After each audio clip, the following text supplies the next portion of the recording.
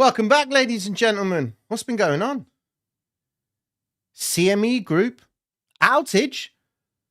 Last time that happened was 20 years ago, guys. Of all time. Now we get the outage? Seems like everything has come back to normal. Not just yet. There is backlogs. There's guys that are like, right, we need to pull these orders and what have you. You're probably still seeing the data issue across TradingView when you're looking at NASDAQ or the S&P or the Dow itself. Just be careful, man. You don't really want to be trading these times because there is now a spread in the book. I'm looking at the depth of market and I can see that NASDAQ has got a spread. You do not trade the depth of market when you've got spread. All right. And especially now when we're all trying to get back into the charts and what have you, just be very cautious with it. Of course, cryptocurrency is not impacted by that, but we don't know what the true cryptocurrency futures are representing either. But we are seeing a little bit of flavor happening across the board. But what am I here to talk about today? I'm of the belief. Now, listen, some of you might not like this. Some of you will be like, okay, cool. Thank you very much. But those of you that don't like it, just hear me and take it with a pinch of salt. All right, because there are two truths in this market. They expand and then they contract. That's the fundamentals of this marketplace. Now, depending on what policies are coming into play, whether it's quantitative tightening or qualitative easing, whatever it is, okay, QE, QT, you name it, the markets will always expand and they will always contract. All right. So what I'm going to break down today, guys, is my belief and the expectation that we are being pioneered, or should I say engineered into a crash. Or should I just make it a little bit more subtle for you, that we're going to get a little bit of a pullback? God forbid I come across as someone that thinks prices are going to go down, but you obviously understand when prices go down, it means they're buying it up. Surely you understand that by now, because if you don't, then no problem. Just watch the previous live streams and you'll understand what I'm talking about when people are buying as prices drop. Because, I mean, anyone that's buying things at the highest price possible just means you're a mug. And that's the truth, you know, you're buying from someone who is selling to you. When you want to be on the other side of the guy that's selling to the person that's buying, yeah. So be on the other side of the guy who's trying to sell, and you be the one that buys it when he's getting rid of it. All right, on the drop. That's what you want to do. But anyways, what we're going to do in this live, I'm just going to break down my logic. Okay. You've heard me talk about the carry trade, but this is bigger than the carry trade. It's all part of the reasoning as to why the carry is going to unwind. And I think that there is a rotation happening right now in the marketplace that is going to give us the reset that we need. Now, how much of a reset? I'm not talking about people going, there's going to be a collapse, people are going to lose their job. Well, people are going to lose their jobs because that's what companies do. They lay people off just to line their books up. And that's the sad truth of corporate America and corporate everywhere in the world. Okay. But it's not going to be a chaotic thing. But you need to understand that there is expansion and then there is contraction. You can't just have expansion non-stop. There will be a contractionary phase. So let me break it all down for you. And by the time we're done with this, if you do like what you're hearing and you like the logic and whatnot, hit the like button, rate the video, as they like to say in the YouTube space now. And it's not about liking. Apparently, you got to say rate. I heard that somewhere. Anyways, let's get with the program, gang. It's good to be back. Gold spread is huge too. Yes, you're going to see wild spread right now. So with that being said, let's get with the program, gang. Here we go. So, oh, look at this. Faris expects Fed to cut another 50 basis points in 2026. JP Morgan, Goldman Sachs coming out with the expectation that the rates are going to get cut. But let's not just look about that right now. Let me explain to you why I think what's going to happen now, or what we're part of, an engineering of liquidity to be removed and then replaced somewhere else. And how does it affect your Bitcoin? Because that's all you want to know. If you want to know Bitcoin's going to go up, it's going to go up. Yeah, it will go up. It's going to keep going up anyway. But in the process of, the roads are somewhat rocky, okay? And we just want to try and identify that when the roads are rocky, that we're not getting slapped across our face on a little graze, okay? So let's get with the program. So S&P set to extend its rally as the CME trading resumes. So that's been happy days. Just going over to it right now, you can see the NASDAQ it's been horrible. Look at that from yesterday. And then, of course, this little climb. You've got a spread. You've got a gap. It's just absolutely disgusting. Now is not the time to trade. Fridays, I don't trade anyway, so it doesn't bother me. But you've got this here. It says data issue. Due to exchange-related issues, we don't receive real-time data. The exchange is working to resolve the issue in the near term. So they just need to find their feet. Looking at the stock market overall, you can see that you've got a couple of the heavyweights. Nvidia's not really doing too much. It's just moved down a little bit, a gap down from the previous session. Not even a gap down. It's just flat across the board, guys. There's no real activity happening. Quickly going over to Bitcoin's price actions to put into perspective. Seen Bitcoin breaking out. Very nice. Okay. Solana doing some nice flavor there. You've got Ethereum also just going sideways. Nothing really happening. XR anyways. So you've got the euro currently just trying to make a little bit of a reversal from its lows earlier on today. You've got gold right now consolidating, getting ready to do what could be a bit of a breakout to the upside. It may be on the cards, but it all depends on how investors are going to perceive everything. So before I get into all the breakdown of what's going on with BlackRock, I mean, they've been buying up Bitcoin. That's happy days, but just hear me out on what I'm going to say to you right now about the whole story of Japan. So this. iShares Physical Metals issues 585,000 gold ETC securities. So iShares, you know who that is. That's BlackRock. And it said, oh, go away. Go away. It's, anyways, it says here that the iShares Physical Metals company announced on Friday the issuance of 585,000 securities of iShares Physical Gold. And of course, these securities were issued at a price of $80.64 per unit. All right, forget who's done it.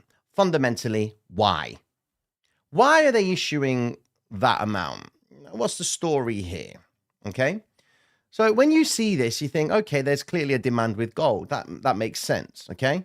But now let's just go down the rabbit hole. Are they effectively preparing gold for the next hedge?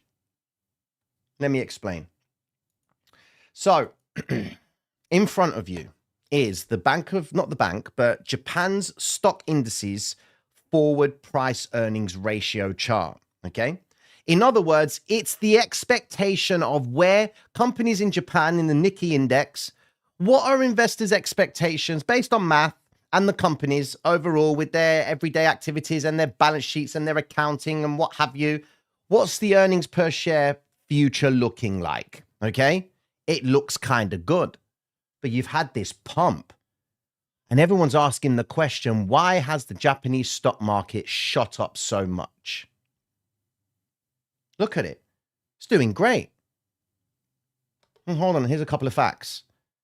Japan's GDP has contracted for 2 quarters in a row. That's not great. You've got a devaluation of the yen coming into play in real time.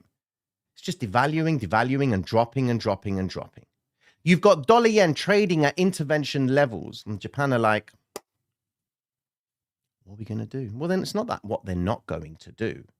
It's what they are preparing for. Investors are going into Japanese stocks. You know your boy Warren? Yeah, he's piling up in Japanese stocks, ladies and gentlemen. TSMC, who's that? Taiwan Semiconductor Company. They are currently building a factory in Japan to service semiconductors. Production in manufacturing rises 40.7%. If manufacturing is increasing, what else is increasing? Foreign investors. Japanese stock market largely driven by funds from corporate share buybacks and foreign investment.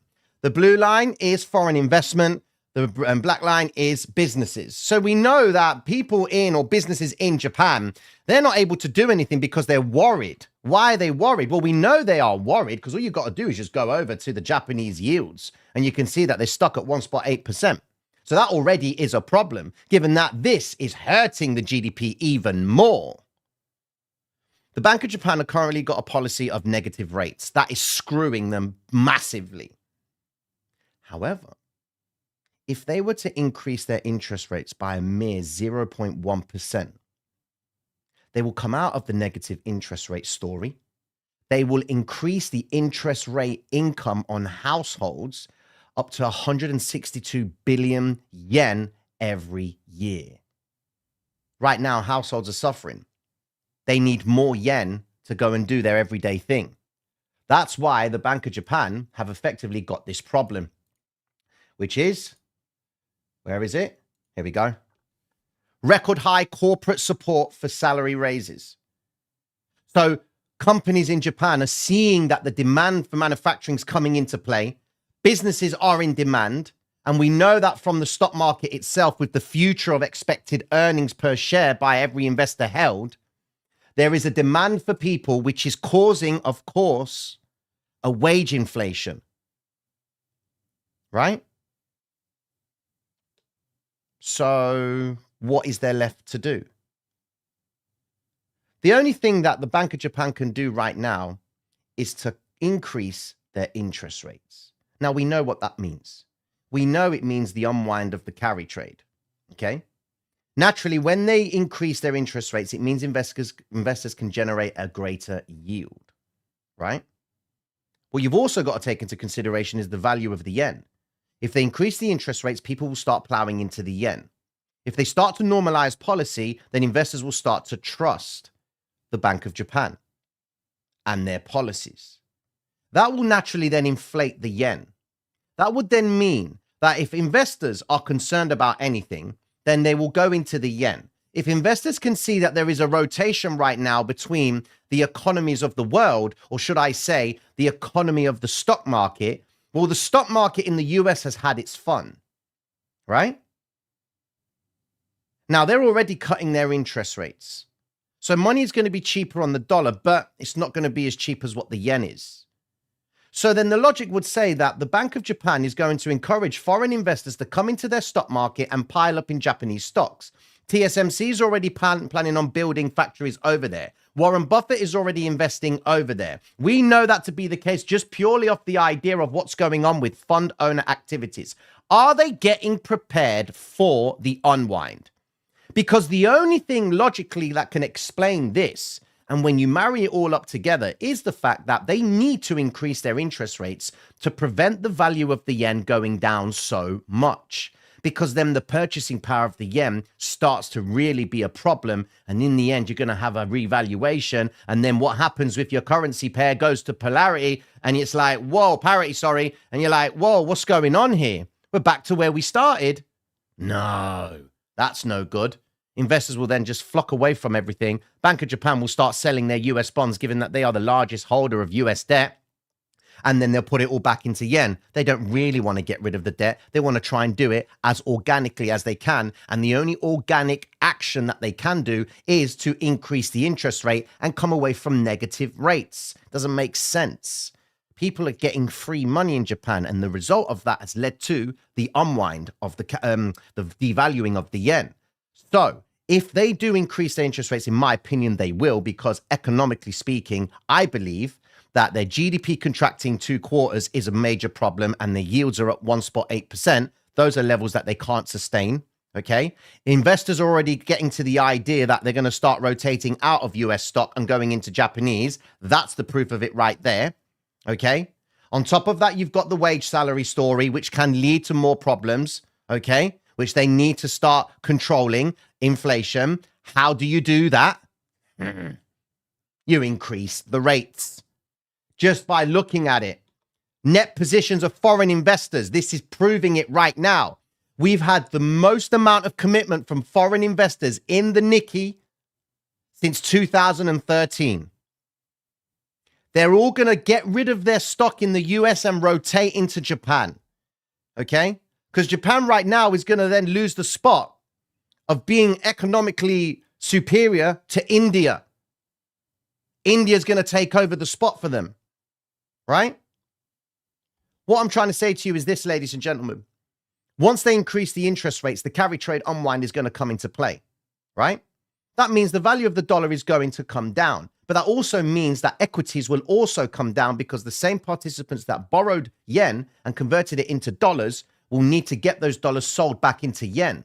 And that means untying those dollars that they've got in the stock market and then returning it back into yen. That can also mean Bitcoin is subject to that. We don't know inside of the ETF how many people are actually using yen to buy assets. We don't know. But the last time when they did the unwind of the carry, there was around $4.5 trillion left for it to unwind. And that was the big carry trade crash on 5th of August, where everything slumped. So if there was $4.5 trillion left, you can appreciate, we don't know what the big figure was, but $4.5 trillion, I mean, that's a lot in the carry. let alone knowing that in money markets, there's only $7 trillion waiting to work out if we should go into the stock market or not. So they're staying in the money markets just to protect themselves. So what you've got to appreciate, ladies and gentlemen, is this. In my belief, the market does one of two things. It expands or it contracts. Would you like some proof? He's pulled it out, hasn't he? He's pulled it out, ladies and gentlemen. Look at this. I don't even know if you can see it, but let me just adjust this stuff right here. Anyways, oh my days, what are you doing? Anyways, right, look. This here, actually, we'll do it like this. Makes life easier. And I can put that back. This right here is a chart of the last 100 years in the stock market, okay?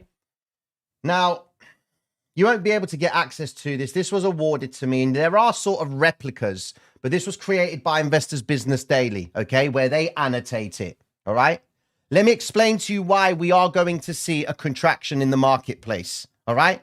Interest rates. Why do they increase interest rates? Simple, to control money flow, all right? Why do they decrease interest rates? To free up money flow, all right? So you know for a fact this is going to go up and down, which is the federal funds rate at the top there. I don't even know if you can see it, but anyways. This right here is the Dow Jones Industrial. This right here is the NASDAQ alongside it. Where is it? Yeah, the NASDAQ right here. And then you've got the S&P all the way down here as well, okay? So what you've got to understand is this, ladies and gentlemen. Where you see the market pulling back for a period of time is a contraction. But for every increase, it's an expansion. So just looking at this chart right here, you can safely say that the market does one of two things. Excuse me. What a stupid screen. Just because I hit the remote control. I don't believe that. My days. Anyways, so you can safely say that the market itself does those two things. It expands and it contracts. Before the subprime mortgage crisis of 2007, 2008, when you combined it all together, there was roughly around a 250 economic expansion phase. It just kept going up. And then you had the subprime mortgage crisis coming into play. Okay? So when you've got that aligned in your mind, ladies and gentlemen, changes in interest rate policies and all that fun and games, you will understand that when we go into an interest rate decrease, that's wonderful news for assets like Bitcoin. Why? Because it means money is going to be cheaper. But we're going to know the proof of that if the market is going to then start jumping over to the Japanese markets and picking up the exposure over there because it's cheap to do so. What I'm saying to you right now, guys, is there is a rotation happening. The US stock market is deemed at overvalued levels, but the projection is it's still going to keep on going higher. But we need to see a pullback. The second that the Bank of Japan increase their interest rates, that for me will be the wipeout. The only black swan events that you're going to get is either an assassination, something breaks down, someone defaults, and they're going to do something about it. How quick? Okay? Those are your black swans. All right? But behavior from the marketplace. There are always banks going under. We just recently had one where JP Morgan and the Bank of America and all the boys came in and started to buy up Silicon Bank. They were like trying to buy up all that debt and take that client base. So basically the banks bought themselves out because they knew the government was broke. All right? Because all the money's with the banks. It's simple as that. Okay?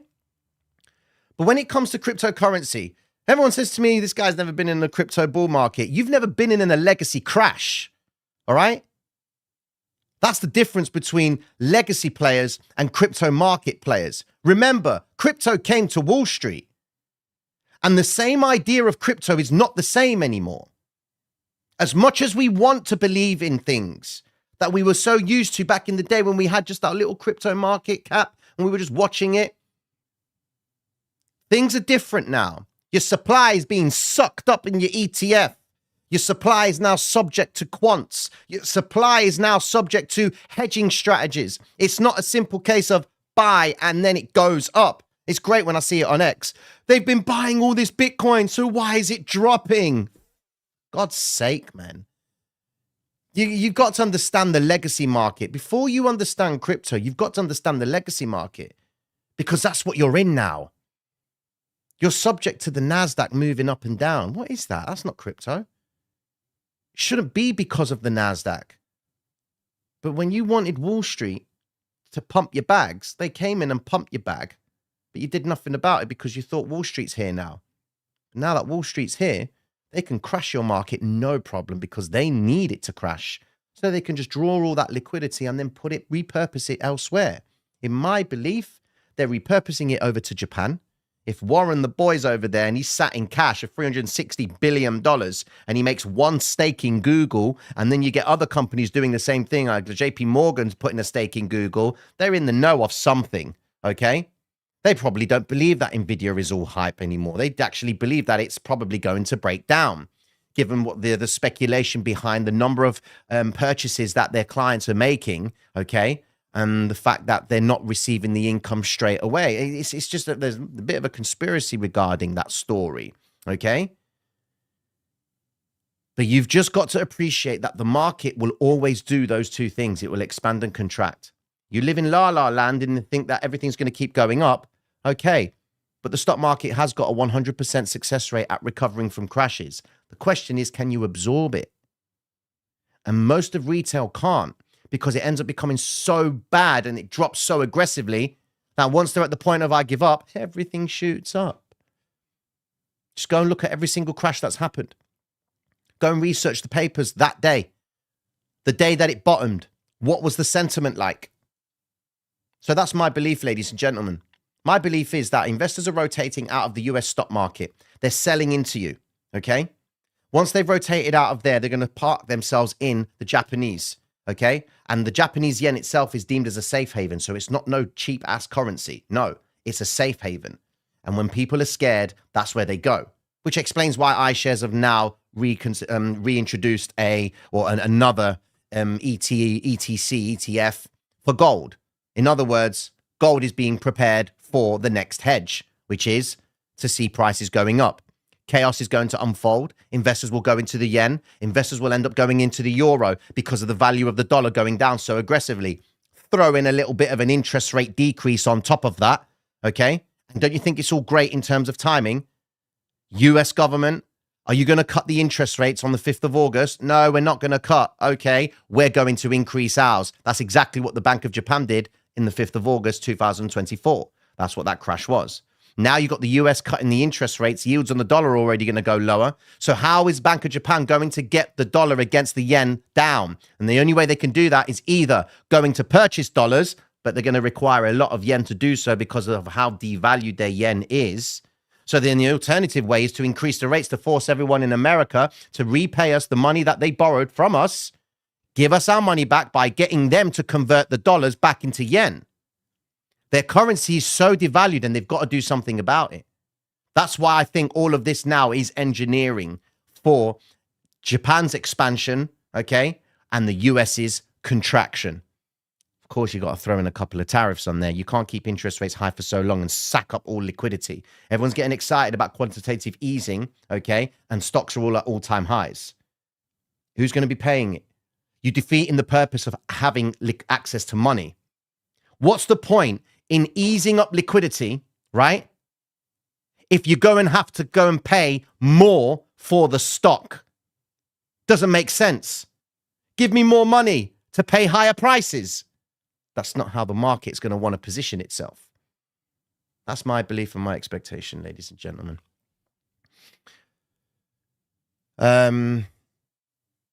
I'm good.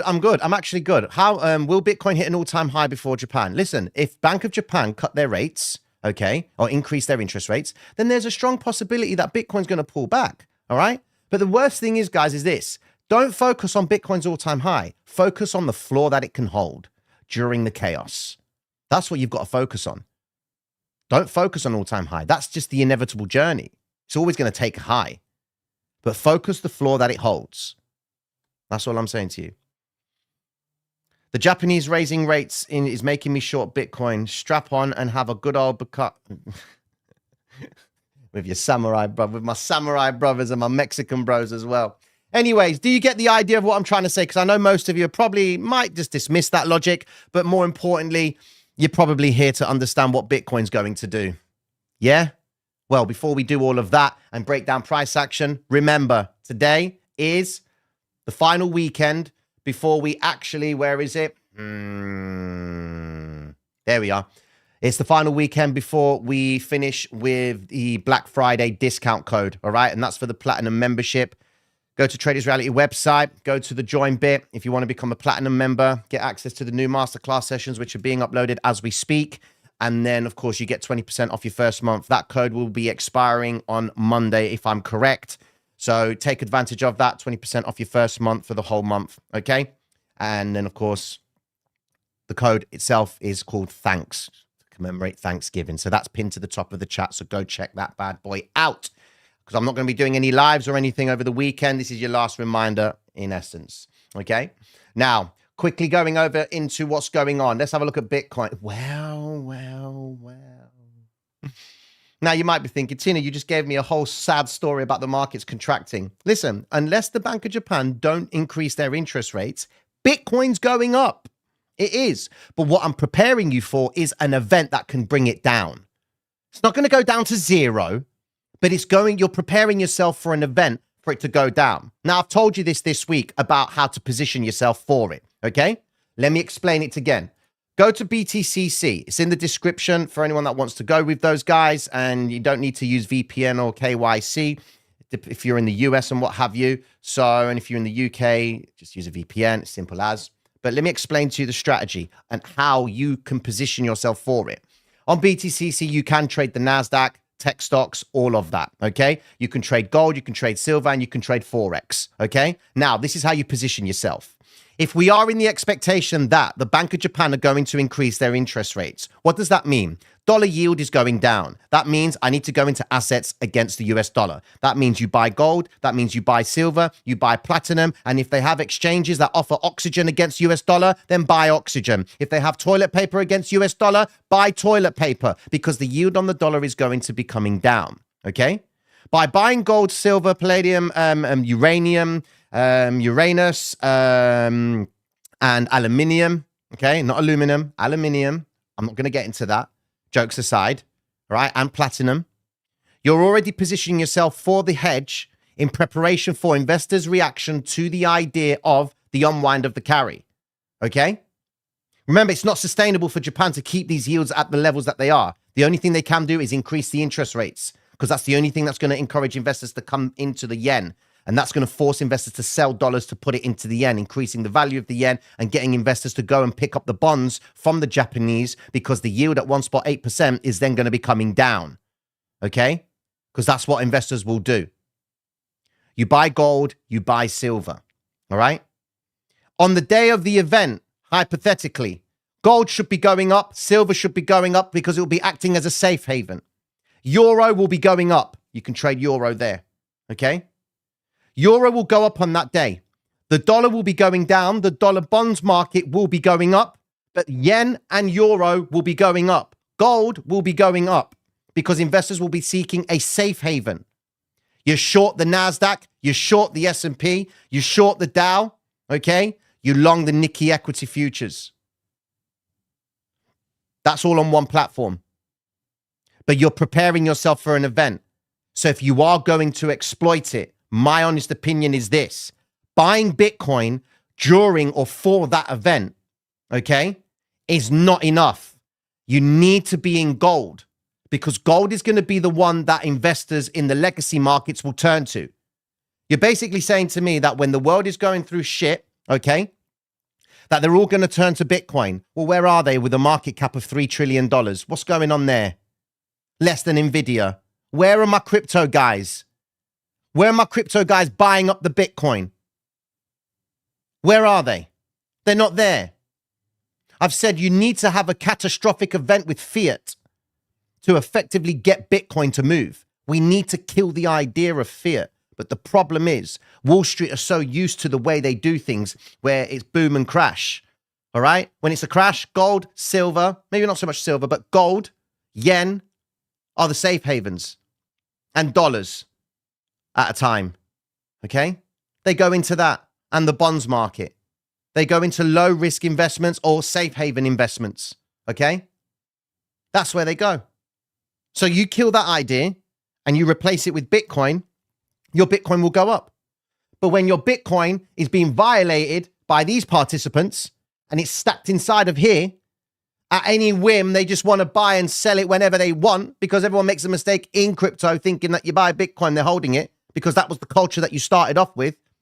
Hold your bags, diamond hands. Go and tell Wall Street to have diamond hands. They will kick you out of the offices. They will laugh at you and be like, shut up, man. I'm clocking yield on this. The amount of yield that I will generate whilst you're holding, get out of here, man. I ain't going to do that. That's the problem we've got. Cryptocurrency has an idea that they think Wall Street is going to have the same idea as the guys in crypto. No, they won't. Because if they did have the same idea, your ETF balance would only be going up and they would never sell anything. That's why you see on X, 16,000 ETF contracts sold, BlackRock selling the market. It just baffles me. When you take Bitcoin seriously, okay, you'll know to use it as collateral, all right? When you trade it, you just trade it just to make some money and walk away from it, all right? Unless you can go to a company and say, I want to buy this, okay? And I want funding for it. What's your collateral? I've got 30 Bitcoin. I've got 50 Bitcoin. I've got 100 Bitcoin. That's my collateral. They look and be like, fair enough, no problem. There's your money. Happy days. There you go. Or you stake your Bitcoin, all right? Yes, Bitcoin is for the man. I get that, okay? But the way it's being used, right? And the idea behind it it's not sustaining itself. It really isn't, right? Michael Saylor is just generating yield off Bitcoin. That's the point of it. But he has to sell the idea just so people can buy his convertible bonds so he can make more money to buy more Bitcoin and increase his yield. That's my logic. Tell me, you can say I'm wrong. I don't care if you think I'm wrong.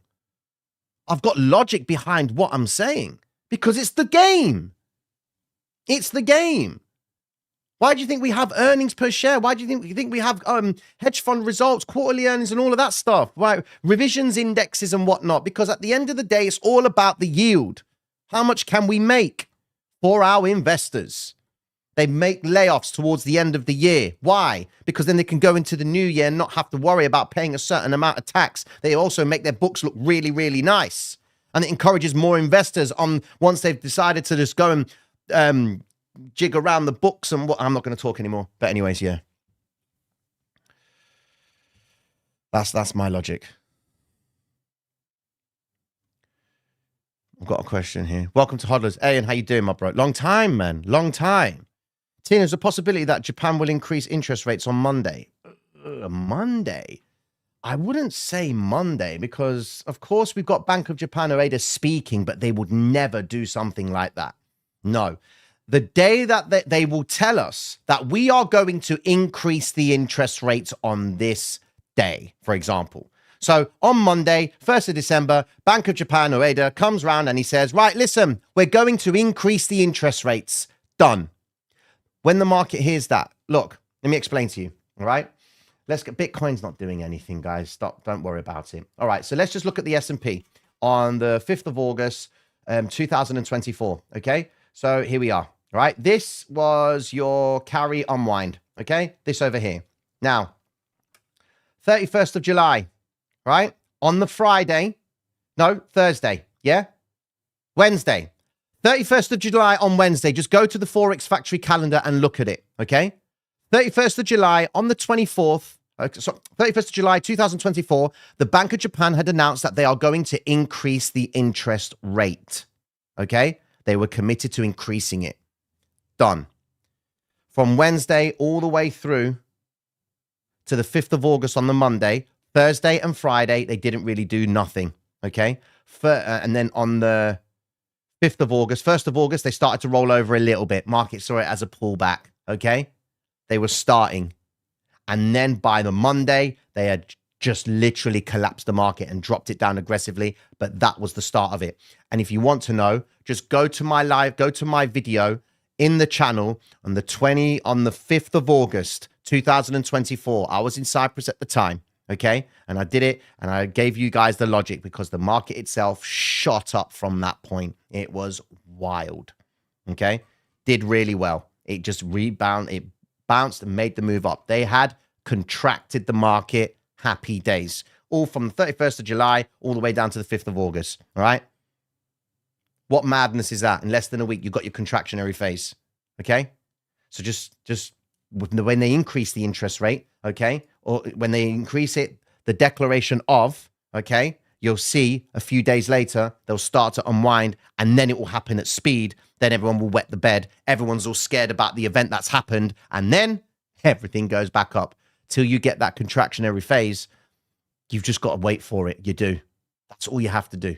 Just wait for that, because they are going to increase their interest rates. It's not sustainable. They can't have a yen so badly valued and the yield still trading at 1.8%. It does not make sense. And the GDP has contracted for 2 quarters. Wage inflation. It's absolute chaos. So in order to compensate, hey, what are they doing? Look, stock forwards. Investors know what's happening. That's what I'm saying to you guys. They know exactly what's going on. That's why they're piling into it all.